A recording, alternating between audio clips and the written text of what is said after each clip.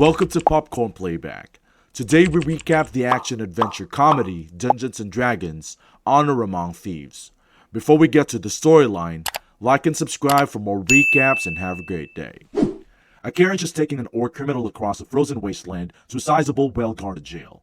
Then he meets Edgen, a poet, and Holga, a barbarian, who will be his cellmates. Edgen is helpful and cautions him against behaving badly, but the orc persists in trying to sexually assault Holga, prompting Holga to break his knees and punch him, throwing something heavy against his face and breaking it. The next day, the Absolution Council hears testimony from Edgen and Holga, in pleading their cases for forgiveness. Edgen starts by providing some background about himself. You can find them. Edgen was formerly a spy for the Harper's faction against an evil empire, against bad guys for free. During the day, he would listen in on mercenaries, halt bandits, and have justice done for the Fire and Red Wizards. He would spend the evening with Zia, his wife, and their daughter, Kira. Zia didn't mind how impoverished they were since she knew Edgen was changing the world for the better. Edgen returned home late one night to see the Red Wizards leaving. The moment he entered, Zia was dying when he found her, and in her last moments, she informed him she's hidden Kira in the wall. Edgen's loyalty to the oath also expired that day. Edgen struggled hard to bring up Kira, and he continued drinking alone at the pub until one day he ran upon Holga, who had been exiled from the town by her family for having romantic feelings for a stranger. With compassion for the infant, Holga agreed to assist. Edgen and Holga attempted to live an honest life, but they were having troubles making ends meet. When they first got their hands on a necklace, they decided to start robbing jewelry stores. They gave it to a mature Kira as a present to ensure her safety. Kira begins joining them on the robberies, and soon they brought in reinforcements like Simon, the magician, and Forge, the outlaw.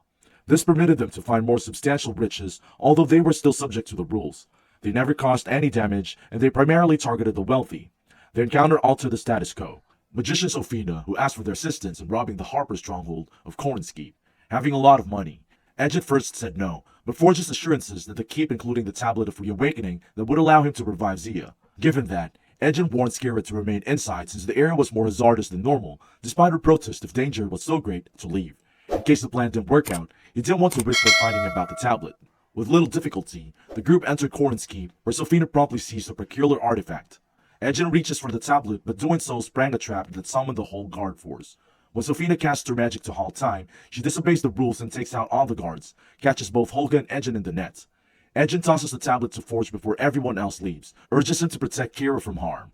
Just as Edgen wraps up his tale, the last council member appears. Its true nature is revealed to be that of a bird. Without hesitation, Edgen and Holga rush on him to break through the window, with the help of the creature's wings, oblivious to the council's pursuit. Now that they are free, the couple goes back to their house, only to discover that they have been the only ones there for months. The news that Forge has been named Lord of Neverwinter is announced through a flyer. At the end of their ride, they arrive in Neverwinter in time for the High Sun Games. In the Lord's stronghold, upon seeing Kira again, Edgen is disappointed to discover his daughter prefers Holga to her own father. Then they find Forge, who tells them he employed the stolen treasure from Kornskeep to become Lord of Neverwinter with the help of Sophina, a trusted advisor to him. Edgen finds out that Forge has been lying to Kira about why he was detained. Moreover, they weren't merely legitimately freed, as shown by the wanted posters with price tags on their heads.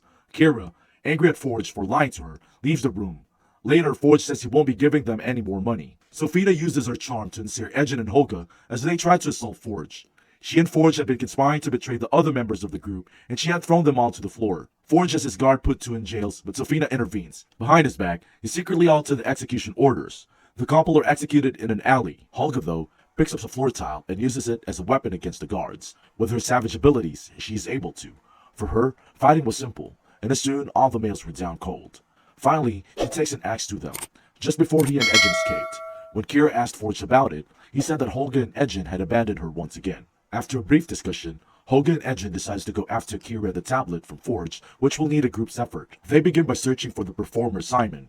In order to distract the audience while he casts a spell, he performs a series of simple magic tricks. He casts a spell to take the cash and valuables from the crowd. Simon, surprised upon running across several of his old pals, they flunk the spell, and the listeners realize they've been duped. Out of anger, they attempt an assault on Simon, who uses magic to protect himself. However, his spell sometimes backfires since he isn't a very skilled wizard. Then he flies through the window himself after sending everyone else to the ceiling. Thankfully, Holga's waiting for him outside. After the group escapes, Simon agrees to accompany them. However, he does note that Sophina is immune to his power. A druid is required for entry, and Simon is acquainted with one. A while later, the group shows up just in time to save a druid from certain death. Then out of nowhere, a horse goes berserk and turns into an owlbear, revealing that she is a friend of Simon's. This thing rescues the other girl and dispatches the troops in record time, then reverts to her regular shape thereafter. Later, the three visit Zorik in her elfin forest house. Doric discovers her own family abandoned her because she is a tiefling, which has left her with a deep distrust of humans. On the other hand, she despises Forge even more for murdering her people and ruining the forest. This is why she'll help out. Sophina, meanwhile, admits in her bedroom that she is the villainous Red Wizard. She addresses the Lich Zastam, her master. For this reason, he confides in her about their final strategy, that Sophina has been using her influence over Forge to revive them. Following that, Sophina becomes Forge's. He gets together with the other lords to organize the High Sun Games. There's a vault in the castle where they have an antique seal on the door where they plan to store all the money they win from the bets. There's no way in. Sophina suddenly feels the presence of gestures towards what she thinks is an insect. Doric secretly spying on someone by changing her appearance. The guard chased after her without hesitation. Doric, however, assumes the form of many other animals in order to get away. Afterward, a bird takes flight from the fortress. She runs into a flag while trying to avoid the arrows and collapses. However, upon touching down as a cat, she quickly transforms into a deer, allowing her to escape Sophina's pursuit. Doric reveals Sophina's wicked nature and the significance of the vault seal to the others later. Simon is unable to breach just a seal. One would need the legendary helmet of disjunction, which was lost a long time ago. But Holga claims that her people battled the dragon cult, so they knew how it got there. After a while, they all go to Holga's old house to perhaps she could be tempted to assemble a little collection, possibly including her cane. Holga's grief upon seeing her again. Even though her ex-husband has moved on to another barbaric lady, they maintain cordial relations. At night, the group reaches a cemetery filled with combatants' graves ages ago in the Evermoors. The corpses can only be kept alive for a maximum of 5 days, using Simon's power. The group starts excavating, and the bodies they uncover each tell a different part of the story of the conflict they perished in, claiming that a stranger had stolen the helmet once they'd gone through enough corpses. We discover that Zank received the helmet from the Red Wizard's homeworld of Thay. Since the Thayans murdered Zia, Edgen has no fate in them, but the others know of Zank's exploits as a former Thayan. Edgen to seek out the Paladin's aid by persuading him to do so. Zank is located in the center of the map a few days later. He suits a marine monster and saves a drowning infant with his compassion. The animal had ingested something. After telling him about Sophina at a meeting, Zank discloses the whole situation to him. Zastam staged a satanic coup using the stolen horn, and broke a spell that enslaved anyone who looked at it and ate their souls. With Zastam and his horde of the undead may have overrun Thay, but his influence is now confined to his own country. After that, the group sets off towards the bowels of the Underdark, where they hope to find the helmet. In the midst of a forest crossing, Zank describes seeing the evil influence of Zastam corrupt otherwise nice individuals become indentured servants of the dark side, so he turned his back on the wizards and put his talents to good use instead. The mark of the Red Wizards left on Zank's skin indicates that he just barely managed to evade their control. Meanwhile, Sophina's killer keeps following them.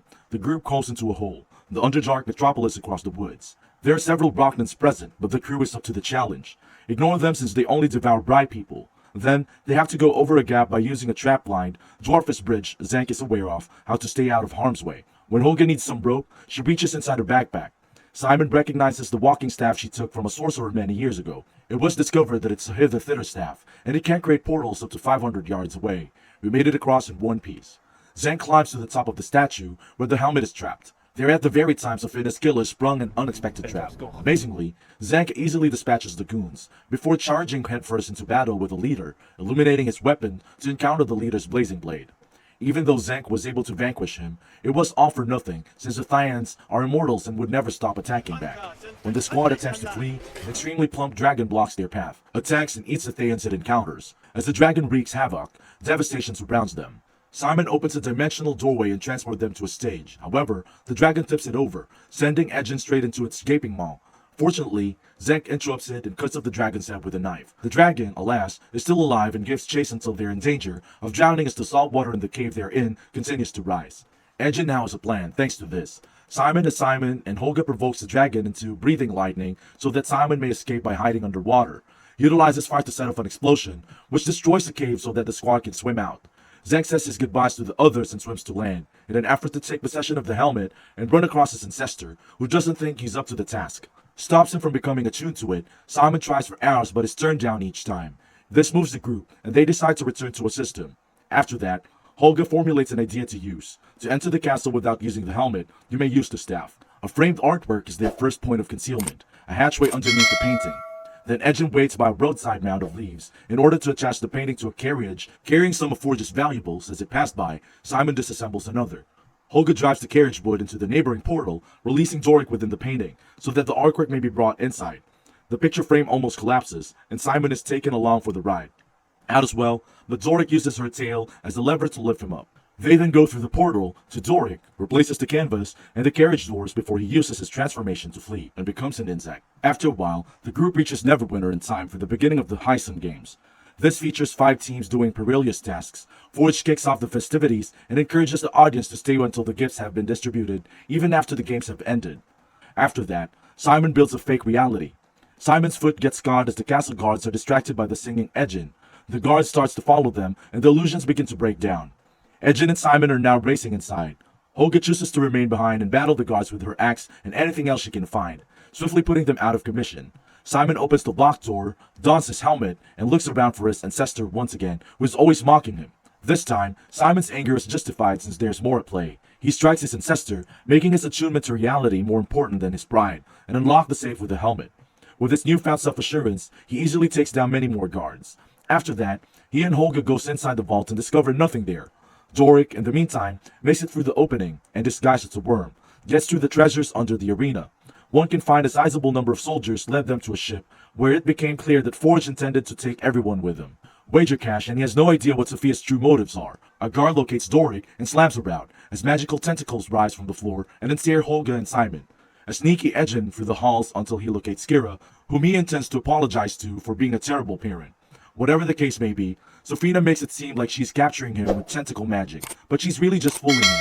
When Forge walks in, he has the intention of killing everyone, but Edgin talks him into letting them compete instead.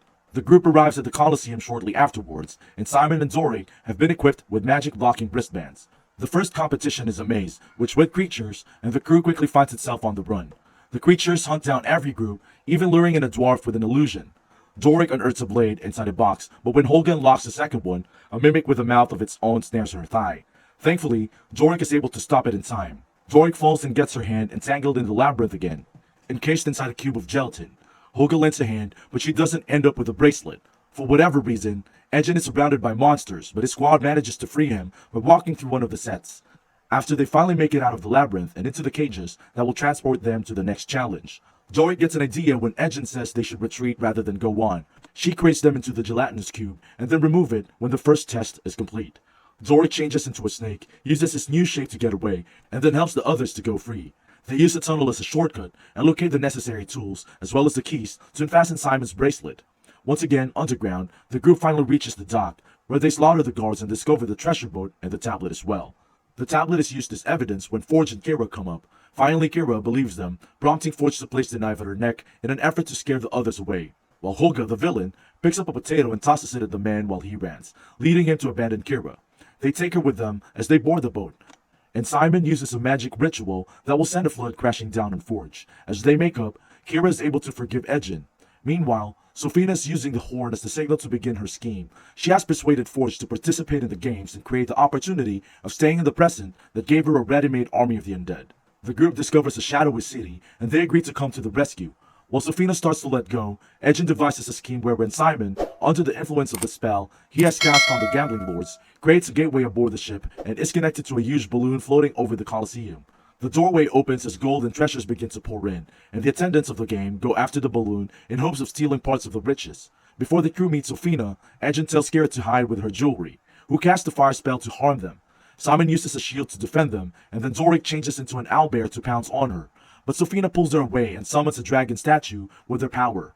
The group attempts to utilize its different powers to break the stone, but to no avail. The dragon is coming and must consume Edgin when Doric decides to attack Sophina, thereby rendering the dragon unable to do any more harm to Sophina's spell. After enclosing Holga and Edgin in a ball, Sophina sends a massive hand after them. But a self-assured Simon calls on his own resources to fight back. Even with this loss, Sophia ruins it. But the sphere is breaking and crashing. The group keeps fighting and eventually defeats Sophia, until she uses a time-freezing spell, which she will do by whatever means necessary. Sophina's boasting about her success and her triumph, but now everyone is acting as if it were a part of their master plan all along. The way Sophina sees it, Kira, who she cannot see, puts the bracelet on her wrist to stop her from using her power. Then Doric transforms into an owlbear and mercilessly beats Sophina to death. However, the group, after rejoicing in their victory, they learn that Holga passed away from a battle wound and they must bury her. Kira mourns her, and Edgin understands that Holga was Kira's only actual mother figure as a child. Hence, he chooses to utilize the tablet to bring Holga back to life. The group is having a good time, but Forge is busy to try to elude capture by Zank while carrying some gold. The original city ruler eventually wakes. Now that Sofina's power has been removed, the heroes of Neverwinter are being honored with medals. Nonetheless, the council is not enthusiastic. Forge, in a last-ditch effort, discovers the bird thing and tries to fly out too. But the council took care to close all the windows, so Forge can only dash straight into an impassable barrier. Okay, that's all for the recap for Dungeons & Dragons Honor Among Thieves. Thank you for watching.